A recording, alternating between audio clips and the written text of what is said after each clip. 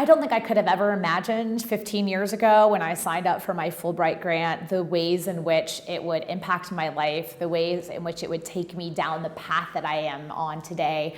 But I can say honestly that without Fulbright, I don't think I'd be sitting here in Rabat today doing what I'm doing. My name is Suzanne Moyer Baazet. I'm the co-founder of a group of companies here in Morocco, including Niveau Technologies, leading the way in terms of bringing innovative American technologies to market in Morocco and in French-speaking Africa as a whole.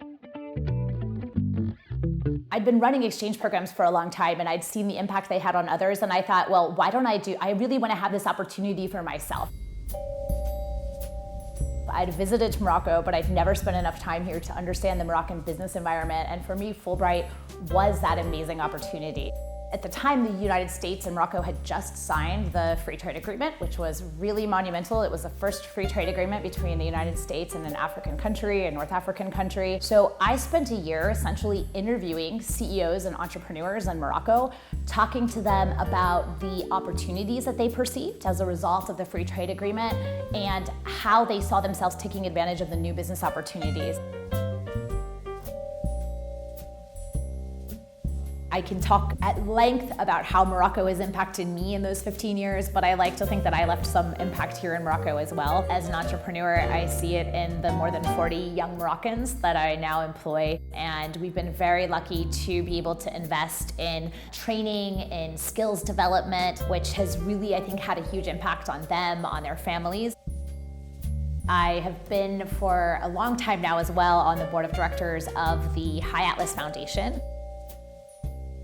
Really incredible organization that is doing work with sustainable agriculture and rural development in Morocco. I've been able to bring some of the business perspective to that organization to understand some of the market dynamics around the agricultural supply chain and value chain in order to help to improve the livelihood of rural Moroccans as well. William Fulbright was a US Senator in 1946. He was the first one to create the Fulbright program, which is now named for him. And he said there's an inevitable divergence between the world as it is and the world as men perceive it.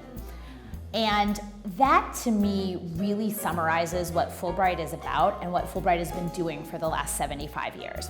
It's about taking that perceived divide and narrowing it. Coming from the Midwest of the United States, I think it's quite funny because people always ask me about culture shock in Morocco, but in some ways, and I can say this after being here for 15 years, there are things about American culture and Moroccan culture that are very, very similar in terms of the way that people approach life, the way that people approach business, and I think finding those commonalities and really being able to build on those commonalities is where a lot of potential lies.